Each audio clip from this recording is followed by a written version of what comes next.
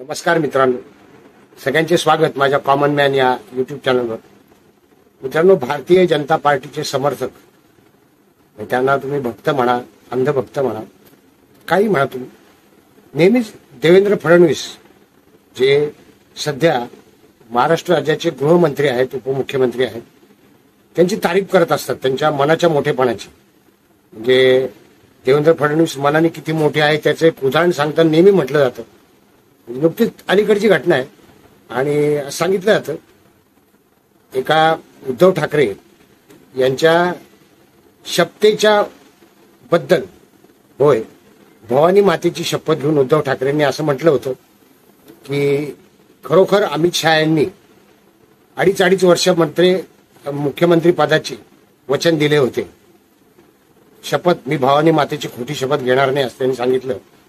आणि मग त्यावरून संजय शिरसाट बोलले, उपमुख्यमंत्री देवेंद्र फडणवीस देखील बोलले की आमचे जास्ती आमदार असून आम्ही मुख्यमंत्रीपद शिवसेनेला म्हणजे एकनाथ शिंदेंना दिलं. आणि खरोखर त्यावेळी खूप तारीफ झाली होती. हा एक मास्टर स्ट्रोक आहे देवेंद्र फडणवीसांचा की ते मुख्यमंत्री बनू शकले असते, कारण त्यांनी म्हटलं होतं पुन्हा येईन, मी पुन्हा येईन. मात्र तरी देखील त्यांनी एकनाथ शिंदे यांना मुख्यमंत्रीपद दिलं सन्मानाने, त्यांच्या कमी सीट्स असून, म्हणजे कमी आमदार असून त्यांच्याकडे. हा मनाचा मोठेपणा आणि त्याचं नेहमीच उदाहरण देत असतात. म्हणजे फडणवीसही म्हणत असतात, फडणवीसांचे सगळे समर्थकही म्हणत असतात. पण माझं म्हणणं असं आहे, एकंदरीतल्या या 5-10 वर्षातलं राजकारण बघितलं तर, म्हणजे 5-10 वर्षातलं बघू, अलीकडचं राजकारण बघितलं तर मनाचा मोठेपणा हा उद्धव ठाकरे यांच्याकडून शिकायला पाहिजे फडणवीसांनी. खरं तर होय, मनाचा मोठेपणा अनेक उदाहरणं सांगता येतील.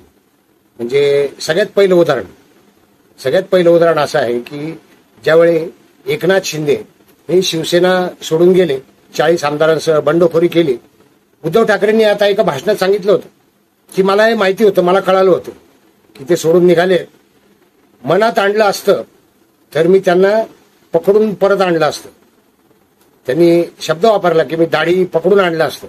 एकनाथ शिंदेंना त्यांनी तो उपहासाने टोमणा मारला आणि मात्र मी नाही आणलं. म्हटलं जाऊ देत, जातायत कावळे उडून गेले, असं त्यांचे उद्गार आहेत. हा मनाचा मोठेपणा नाही का? होय, मनाचा मोठेपणाचे.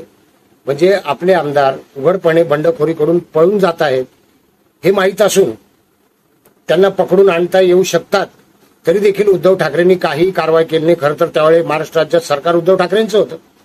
त्यानंतर त्यांची सत्ता गेली, त्यांनी जोर जबरदस्ती केली नाही एकनाथ शिंदेंना, त्यांना पकडून आणलं नाही. हा मनाचा मोठेपणा आहे.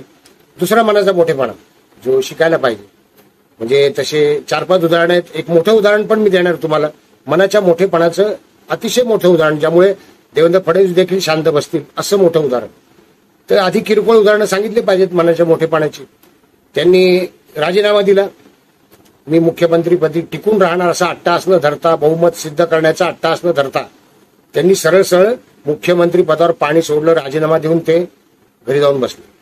त्यापूर्वी सांगतो मनाचा मोठेपणा, सचिन वाझे याला सस्पेंड केलं होतं नोकरीतून आणि एक बिचारा सद्गृहस्थ जो नोकरी गेलेली आहे त्याच्या पोराबाळांचं कसं पोषण करेल याबद्दल उद्धव ठाकरेंना अतिशय दया आली. बघा मनाचा मोठेपणा. सस्पेंड केलेलं असून त्याला पुन्हा कामावर घेतलं आणि इतकंच नाही तर ती भरपाई, त्याला सस्पेंड केलेल्या काळातली भरपाई म्हणून त्याला स्पेशल आपल्या सेवेत ठेवलं. बघा, इतकं कोणी मनाचा मोठेपणा दाखवतं का? स्पेशल आपल्या सेवेत ठेवलं. इतकंच नव्हे तर सचिन वाझेच्या अनेक गोष्टींकडे त्यांनी दुर्लक्ष केलं. एकच कारण, मनाचा मोठेपणा. सचिन वाझे काय काय उद्योग करत होता त्यांना माहीत नसेल का? माहीत असेल. मात्र तरी देखील सचिन वाझेला त्यांनी स्वतःकडे सन्मानाने बसवून ठेवलं. सचिन वाझेंनी अंबानींच्या घरासमोर स्फोटकांनी भरलेली कार ठेवली, तेही त्यांना माहिती नसेल का? नाही. पण मनाचा मोठेपणा. आणि महत्वाचं आहे, फार गरजेचं आहे माणसाच्या मनाचा मोठेपणा. नंतर दिशा सालियान, सुशांत सिंह राजपूत यांचे मृत्यू, त्यावेळी देखील गेलेला जीव आता परत येणार नाहीये. मृत्यू झालेला आहे, ती आत्महत्या आहे की खून आहे या भानगडीत न पडता उद्धव ठाकरेंनी मनाचा मोठेपणा झाला आणि सरळ आत्महत्या घोषित करायला लावली. याचं कारण आहे, उगाच आरोपींना फासावर लटकवायला नको. जे कोणी आरोपी असतील, एवढंच नव्हे तर ते पुरावे देखील नष्ट करण्याचा त्यांनी प्रयत्न केला त्यांच्या माणसांमार्फत. होय, पुरावे देखील नष्ट करण्याचा प्रयत्न केला. ती केस चालू आहे. हा मनाचा मोठेपणा आहे तर काय म्हणावं. मनाचा मोठेपणा आहे की माणूस गेलेला काही परत येणार नाही. दिशा सालियान किंवा सुशांत सिंह राजपूत मात्र उगाचच जे कोणी असतील हत्या करणारे असतील, कदाचित सुशांत सिंह राजपूतची हत्या झाली असेल, दिशा सालियानवर बलात्कार होऊन हत्या झाली असेल मे बी, पण उगाचच त्या सगळ्या चौकशीत पडायचं आणि गुन्हेगारांना फाशी द्यायचं. करुणेचा भाव मनात जागृत झाला. दया हीच करुणा केव्हा जागृत झाली ती माहिती तुम्हाला? ज्यावेळे पालघरला साधूंचं हत्याकांड झालं, त्या साधूंना मारलं गेलं, नंतर अनेकांना अटक झाली, तिथे पोलीस देखील हजर होते, पण 2 जीव गेलेच आहेत. ऑलरेडी 2 जीव गेलेलेच आहेत. मग इतक्या लोकांवर केसेस करा, इतक्या लोकांवर कारवाया करा आणि त्यांची घरदार उद्ध्वस्त होतील त्यांच्यावर केसेस केल्याचं. आणि म्हणून त्या लोकांना उद्धव ठाकरेंनी जवळजवळ माफ केल्यासारखं सोडून दिलं होतं. त्यांच्यावर काही फार मोठ्या गंभीर केसेस लावल्या नव्हत्या हेही आपल्याला माहिती आहे.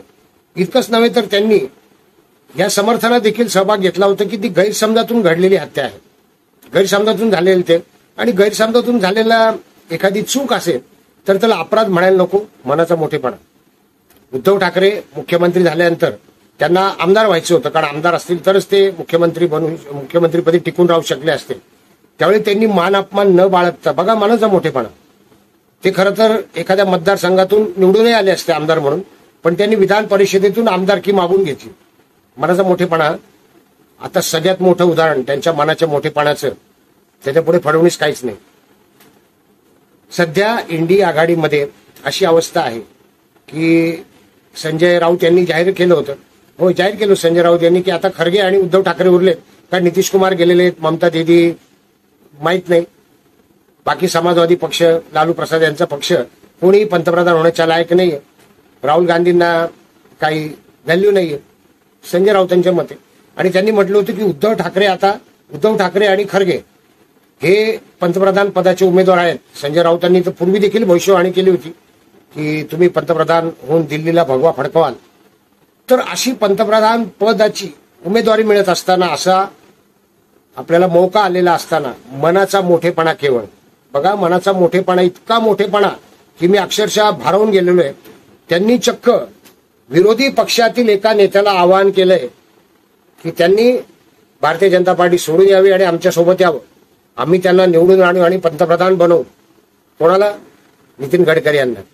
अजून काय पाहिजे हो मनाच्या मोठेपणाचं उदाहरण, की स्वतःची पंतप्रधान पदाची उमेदवारी संभाव्य असताना स्वतःचं नाव मागे घेऊन भारतीय जनता पार्टीतल्या नेत्याला नितीन गडकरी यांना आवाहन करायचं की तुम्ही आमच्याकडे या, तुम्हाला निवडून आणण्याची जबाबदारी आम्ही घेऊ. धन्य आहे. खूप मनाचा मोठेपणा लागतो बरं अशा गोष्टींना. मुख्यमंत्रीपद न घेता एकनाथ शिंदेना मुख्यमंत्री बनवलं म्हणून देवेंद्र फडणवीसांना तुम्ही मोठे मानता, पण इथं पंतप्रधान पदाला लाथ मारून नितीन गडकरींना पंतप्रधान पदासाठी आपल्या पक्षात बोलवणारे उद्धव ठाकरे फार विरळे. अर्थात नितीन गडकरींनी अजून उत्तर दिलेलं नाही आणि त्यांचं मौन हेच उत्तर आहे कदाचित, की त्यांना याच्यावर बोलायचंच नाही. कारण पूर्वीच हा मुद्दा निघाला होता, त्याच्यावर एक वेगळा व्हिडिओ बनवायचा आहे की नितीन गडकरींचं एक खास उत्तर ठरलेलं आहे आणि ते विरोधी पक्षाला माहिती आहे, तरी देखील उद्धव ठाकरे यांनी मनाचा मोठेपणा दाखवला. आणि म्हणून मला असं वाटतं की देवेंद्र फडणवीस यांनी मनाचा मोठेपणा काय असतो ते उद्धव ठाकरे यांच्याकडून शिकलं पाहिजे. व्हिडिओ आवडला असेल तर लाईक करा, शेअर करा, सबस्क्राईब करा. भेटूयात नवीन व्हिडिओत कॉमन मॅनसह. धन्यवाद.